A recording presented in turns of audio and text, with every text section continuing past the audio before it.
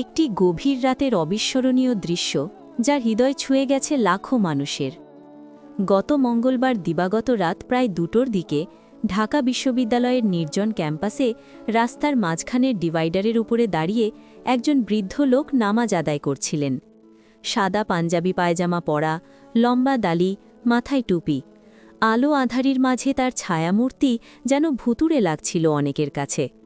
গভীর নিস্তব্ধতা, চারপাশে কোনো মানুষ নেই, শুধু রাস্তার আলো আর দূরের গাড়ির আওয়াজ। কেউ কেউ ভিডিও দেখে ভয় পেয়ে গিয়েছিলেন, এটা কি মানুষ নাকি জিন? কেউ বললেন, রাতের বেলায় এমন জায়গায় কে নামাজ পড়ে, নিশ্চয়ই অতিপ্রাকৃত কিছু। সোশ্যাল মিডিয়ায় ট্রল, হাসি ঠাট্টা, ভয়ের গল্প সব মিলিয়ে ভাইরাল হয়ে গেল সেই ভিডিও। কিন্তু সত্যটা যখন বেরিয়ে এলো তখন চোখে পানি চলে এলো অনেকের। উনি কোনো জিন নন, কোনো ভূত নন, উনি একজন সাধারণ মানুষ, সিরাজগঞ্জ থেকে আসা একজন বাবা। মেয়ের চিকিৎসার জন্য ঢাকায় এসেছিলেন, পিজি হাসপাতালে। রাত গভীর হয়ে গেছে, লাইলাতুল কদরের ফজিলতময় রাত, বিশেষ করে কদরের রাত, যেখানে এক রাতের ইবাদত 1000 মাসের চেয়ে উত্তম। উনি ইবাদত করতে চেয়েছিলেন, কিন্তু ঢাকার মসজিদগুলো রাতে বন্ধ, আশপাশে কোনো খোলা মসজিদ খুঁজে পাননি। তাই রাস্তার এই নির্জন জায়গায় দাঁড়িয়েই নামাজ শুরু করলেন। শুধু এক রাকাত নয়, দীর্ঘ সময় ধরে মনোযোগ দিয়ে ভক্তি ভরে, কারণ তার কাছে আল্লাহর সন্তুষ্টি সবচেয়ে বড়। মেয়ের চিকিৎসার চিন্তা মাথায়, কিন্তু নামাজ ছাড়তে পারেননি।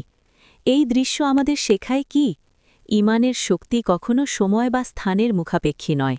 রাস্তার মাঝে নির্জন রাতে মানুষের চোখে ভয়ের ছায়া হলেও আল্লাহর কাছে সবচেয়ে প্রিয় সেই বান্দা যে তাকে ডাকে যে কোনো অবস্থায়।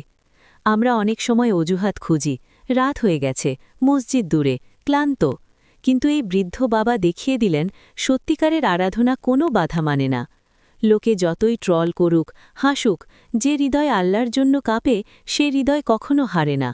উনি হয়তো জানেন না তার এই ছবি লাখো মানুষকে মোটিভেট করেছে, অনেককে লজ্জা দিয়েছে, অনেককে কাঁদিয়েছে। আজকের এই ফিতনার যুগে যখন ইবাদাতকে হালকা করে দেখা হয়, এই বৃদ্ধের ছবি আমাদের মনে করিয়ে দেয় আল্লাহ দেখছেন সব কিছু। তিনি জানেন কার নিয়ত কতটা খাঁটি। হে আল্লাহ, এই বান্দাকে কবুল করুন, তার মেয়ের শিফা দান করুন, তাকে জান্নাতুল ফিরদাউসের উচ্চ মাকাম দান করুন, আর আমাদের সবাইকে এমন ইখলাস দান করুন যেন আমরাও যে কোনো পরিস্থিতিতে তোমার ইবাদাত ছাড়তে না পারি। আমিন।